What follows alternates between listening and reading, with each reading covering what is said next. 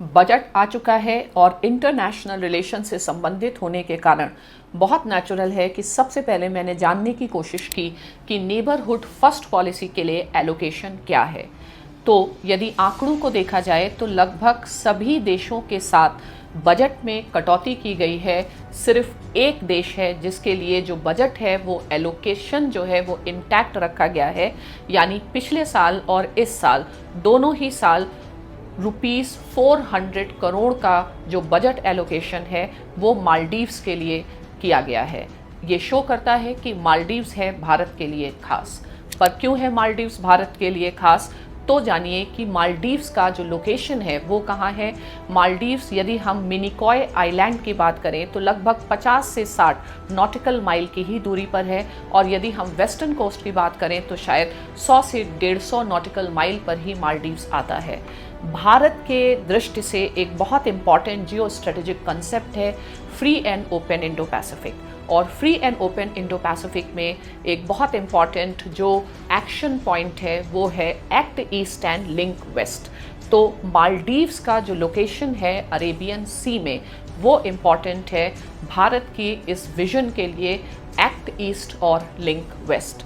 Otherwise also Maldives का जो location है वो major sea lines of communication पर है और बहुत ही महत्वपूर्ण है मालदीव्स का इंटरनेशनल पॉलिटिक्स में महत्व। अब यदि इतिहास की बात करते हैं तो 1965 में मालदीव्स स्वतंत्र होता है और तब से ही भारत ने इस्टेब्लिश किए अपने डिप्लोमेटिक रिलेशंस। भारत मालदीव्स के लिए हमेशा एक नेट सिक्योरिटी प्रोवाइडर के रूप में रहा। जब मैं नेट सिक्योरिटी प्रोवाइडर की बात करती हूँ तो इसका मतलब है डेवलपमेंटल असिस्टेंस भारत ने दिया, भारत ने वहाँ पर इंफ्रास्ट्रक्चर डेवलपमेंट किया, ह्यूमन कैपेसिटी डेवलपमेंट में इन्वेस्टमेंट किया, हमने वहाँ पर हॉस्पिटल्स, चिल्ड्रन हॉस्पिटल्स, स्कूल्स, बहुत सारा डेवलपमेंटल वर्क किया है। इसके अतिरिक्त चूँकि मालदीव्स एक ऐसे जोन में स्थित है जहाँ पर आप कह सकते हैं कि पायरेसी का खतरा काफ़ी ज़्यादा है, और एक छोटा देश होने के कारण, आइलैंड देश होने के कारण मालदीव्स अपने आप में एक बड़ी, आप कह सकते हैं, एयर फोर्स या नेवल फोर्स नहीं रख सकता है। तो हमेशा इस तरीके के खतरों में जो भारतीय सेना है उसने मालदीव्स का संरक्षण किया। एक बहुत इम्पॉर्टेंट घटना है 80s की जिसे ऑपरेशन कैक्टस के नाम से जाना जाता था, और श्रीलंका का एक जो मिलिटेंट ग्रुप था वो मालदीव्स को कैप्चर करना चाहते थे, और भारतीय सेना ने ये इंश्योर किया कि वो ऐसा नहीं कर पाए। यानी सुरक्षा के किसी भी संदर्भ की यदि बात करें तो मालदीव्स को जब भी ज़रूरत पड़ी तो भारत ने मालदीव्स के लिए सभी तरीके से जो भी सिक्योरिटी असिस्टेंस है वो प्रोवाइड किया। इसके साथ साथ मैं बात कर सकती हूँ 2004 में जब सुनामी आया, और 2014 में मालदीव्स के सामने water crisis, drinking water crisis हुई, और भारत ने ऑपरेशन नीर के द्वारा इसका रेजोल्यूशन किया। मालदीव्स भारत पर कई तरीके से निर्भर होता है, यहाँ तक कि जो उनकी बेसिक नेसेसिटीज़ आप कह सकते हैं, मेडिसिन की बात कर सकते हैं, आप वेजिटेबल्स की बात कर सकते हैं, आप फूड आइटम्स की बात कर सकते हैं, यानी कि इतनी ज़्यादा डिपेंडेंसी है मालदीव्स की भारत पर, और बहुत इम्पॉर्टेंस रखता है मालदीव्स भारत की सिक्योरिटी कॉन्टेक्स्ट में, स्पेशली इंडियन ओशन में। तो भारत और मालदीव्स के संबंध रहे कैसे हैं? मैं कहूँगी कि भारत और मालदीव्स के संबंध काफ़ी अच्छे रहे, लेकिन समस्या कहाँ से आरंभ हो गई? समस्या आरंभ हो गई जब मालदीव्स में डेमोक्रेसी आ गई। तो जब डेमोक्रेसी आई तो ऑब्वियसली डेमोक्रेसी क्या करती है? पोलराइजेशन कर देती है।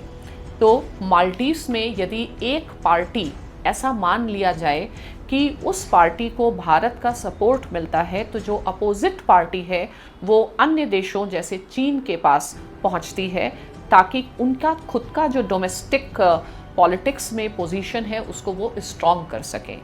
तो ये जो डोमेस्टिक पॉलिटिक्स का खेल है मालदीव्स में, उसके कारण एक दूसरा ही खेल इंडियन ओशन में आरंभ हो गया, और वो है चाइना और इंडिया के बीच में। पिछले कुछ दिनों में या कुछ सालों में हम बात करें तो जो चाइना का इंटरेस्ट है वो इंडियन ओशन में बढ़ता जा रहा है, और इसके कारण जो मालदीव्स का एक तबका है पॉलिटिकल क्लास का, वो एक अपॉर्चुनिटी देखते हैं कि कैसे वो चाइना से एक्सट्रैक्ट कर सकते हैं मनी को, और साथ ही साथ कैसे वो भारत के ऊपर भी एक दबाव बना सकते हैं।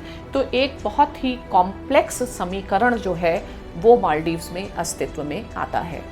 अब बिल्कुल नई बात अगर की जाए तो जब से मालदीव्स के वर्तमान जो राष्ट्रपति हैं मोहम्मद मोइज़ू, उनके कार्यकाल से भारत और मालदीव्स का जो संबंध है वो काफ़ी ज़्यादा स्टीपली डिक्लाइन किया। क्यों? क्योंकि उनका जो इलेक्शन का प्लान था वो यही था, इंडिया आउट कैंपेन, और जब वो पावर में आए तो उन्होंने भारत से यही कहा कि जो भी भारत के मिलिट्री पर्सनल मालदीव्स में हैं उन्हें वहाँ से जाना पड़ेगा। तो ये जो इंडिया आउट कैंपेन थी, इसने भारत और मालदीव्स के जो संबंध हैं उनमें काफ़ी गिरावट लाई।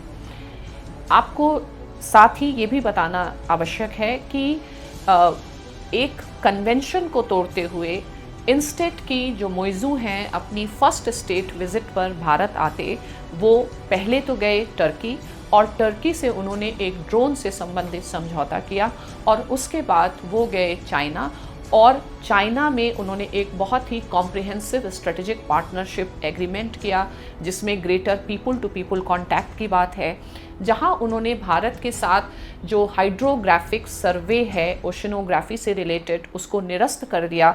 वहीं चाइना के साथ ओशन सर्वे में एक कॉन्ट्रैक्ट किया, और साथ ही साथ चाइना की जो सो कॉल्ड रिसर्च वेसल्स हैं उनको वहाँ पे आने की इजाज़त दी, यानी कि पूरी तरीके से इस तरीके की गतिविधियाँ की जो भारत के अगेंस्ट हैं।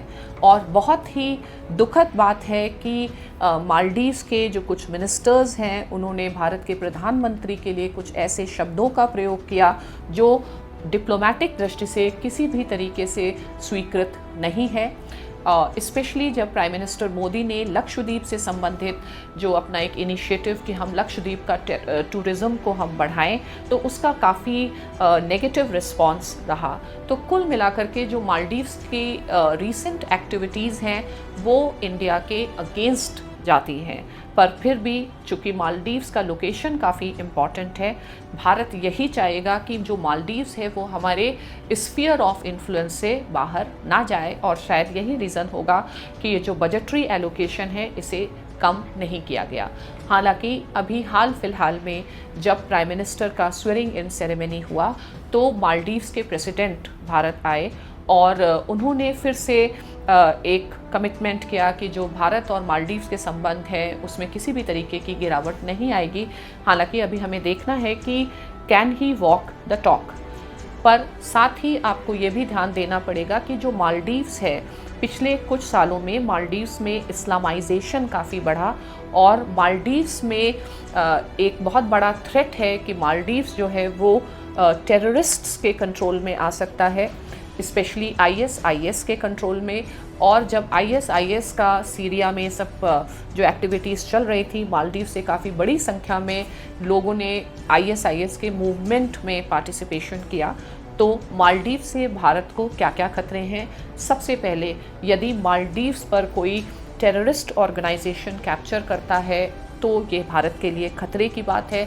दूसरा ये है कि मालदीव्स में चूँकि इस्लामाइजेशन बढ़ गया है तो मालदीव्स के जो भी लीडर हैं वो टर्की और पाकिस्तान के साथ क्लोज संबंध बनाने की प्रयास करते रहते हैं, और टर्की तथा पाकिस्तान दोनों ही देश ऐसे हैं जो हमारे अगेंस्ट हैं। और तीसरा जो सबसे बड़ी समस्या है वो है कि आप चाइना को इन कर रहे हैं और इंडिया को आउट कर रहे हैं। तो अब हमें ये देखना है कि मोदी 3.0 में भारत और मालदीव्स के संबंध कैसे आगे बढ़ते हैं।